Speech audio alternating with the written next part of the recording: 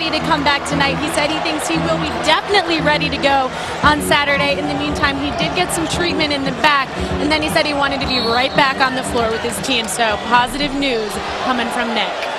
As LaMarcus Aldridge found, that is good news for Saturday. And, of course, a lot of the questions in the next day will turn to Brandon Roy's status. Not expected, certainly, for Game 4. Maybe not even for Game 5. But does Portland, falling on their home court tonight, expedite any efforts to return? Well, that's one of the things they have to do right there. They've been double teaming LA all night long, and the Blazers really haven't been able to take advantage of it. That time they left Andre Miller, and he tried quite wisely an open three-pointer. You start moving the ball around, it's just their defense will catch up because no one was checking Andre. Usually he'll try to take it to the rim, but he knew Blazers needed a three worse than they did a two. Nash 4 of 5 at the line tonight already. That's an upset. And he missed the one and rattles in the first here. Strange that Phoenix, with 66 points on the board at halftime, just now going to get to the century mark, when it looked like they were well on their way to another 120, 129 like they had in Game 2. Well, no one's been able to really do a lot of damaging scoring-wise except Jason Richardson. 13 for 19. And he's Aldridge for 12. Well, they say, the old cliche, a playoff series doesn't really start until somebody wins on the other's home floor. That's happened now twice already in this series, and we're only in Game 3.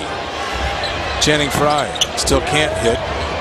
0 for 6. That's really the only blemish on an otherwise very attractive stat sheet for the Phoenix Suns. Amar'e Stoudemire lays another one in. 20 points for him. So after getting 18 in Game 1, 18 in Game 2, Stoudemire 20 in Game 3. Still not a huge part of things. His muscle and his aggressiveness, certainly, but not his offense. Yeah, it's... Blazers don't double him simply because he catches it foul line extended. Loose ball foul on Grant Hill. And now Jeff Pendergraft will check in. And Amar'e Stoudemire checking out. So if you were looking forward to that bout, it ain't going to happen tonight. Yeah. Patty Mills is going to have logged more minutes in the playoffs than he did in the regular season, simply because there's been a little garbage time in the last 2 games. Checks back in.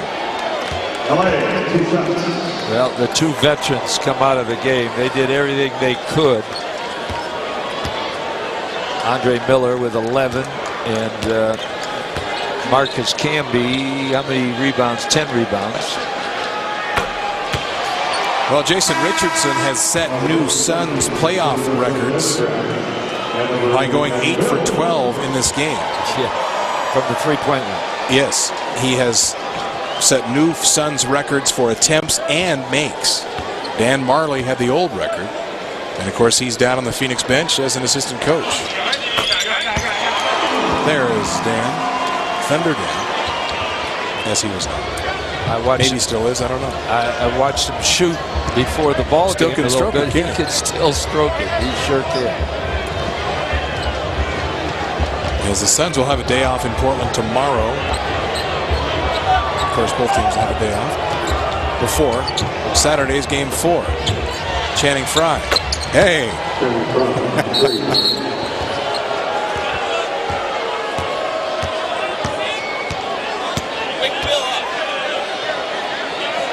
Bill Kennedy and Joe DeRosa talking about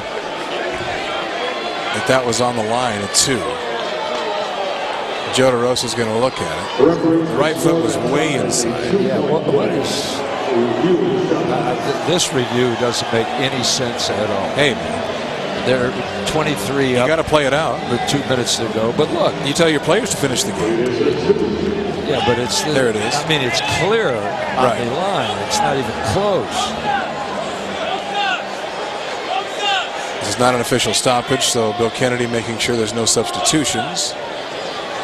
So Cunningham has to leave. Aldridge returns. All right, what do you expect?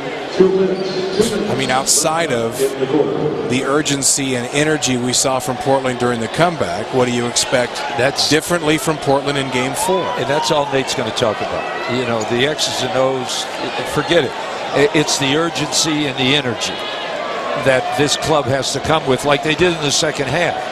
I mean, they're holding Phoenix under 20 points in both the third and fourth quarter, and they did that with energy. And Rudy, and that's the one positive tonight is Rudy Fernandez has got it going. Granted, it was late. But better late than never, of course. And that shows you how brings it across here on Dragic brings it on Mills. What a thin line confidence is, even in the major leagues like the NBA, that you can lose it, get it back. You know, it shouldn't happen, but it does to even the best shooters. And Rudy's has proven that playing against Jason Kidd and the Olympic team, I mean, some of the best defenders were on Rudy Fernandez, and he was scoring with the Spanish team in the Olympics. And now all of a sudden to lose confidence like he has. Now, maybe he has it back now. Those 4 field goals maybe really will help the Blazer offense. And Rudy leaves. Travis Diener checks in. So Fernandez 12 points on 4 of 8 shooting. All 4 being 3-pointers.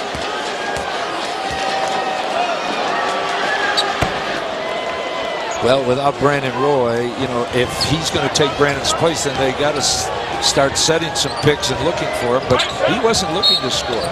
Colin Collins. Well, Portland during the season, as fans around the country probably read in very small print the next day as an edition, Blazers have played very well without certain players from time to time this season. Of course, I think most people know about all of the injuries Portland has suffered this year. But usually in the games they have won without Brandon Roy, it's been somebody different on a night-by-night basis. Yeah. And they've been difficult to game plan against because you're never sure who will step up. Now, in a 7-game series, when you're seeing Portland game in and game out, I have to think the element of surprise or at least confusion is eliminated. Is that what makes it easier for Phoenix to hone in? Absolutely. Without Brandon Roy, they can set their defenses to stop Andre Miller in L.A. And somebody else has to step up. No one really did step up except in Game 1. Nicholas Batum and Bayless stepped up. But in Game 2 and 3, they did.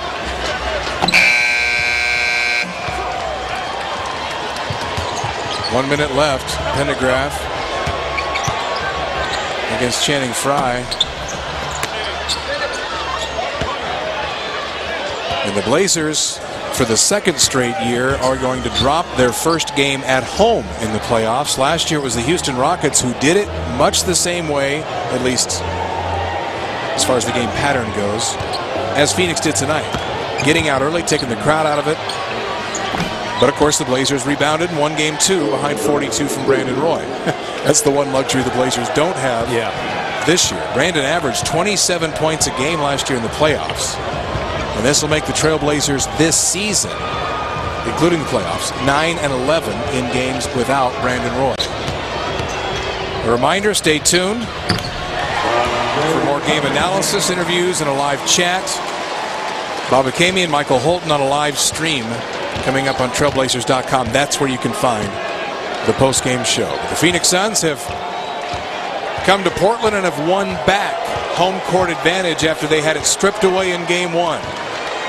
They have taken down the Trailblazers, and early on in dramatic fashion, leading by as many as 31 points. They take Game 2 and they take Game 3 after Portland drew first blood in Game 1. 108-89 behind 42 from Jason Richardson. The Suns come to the Rose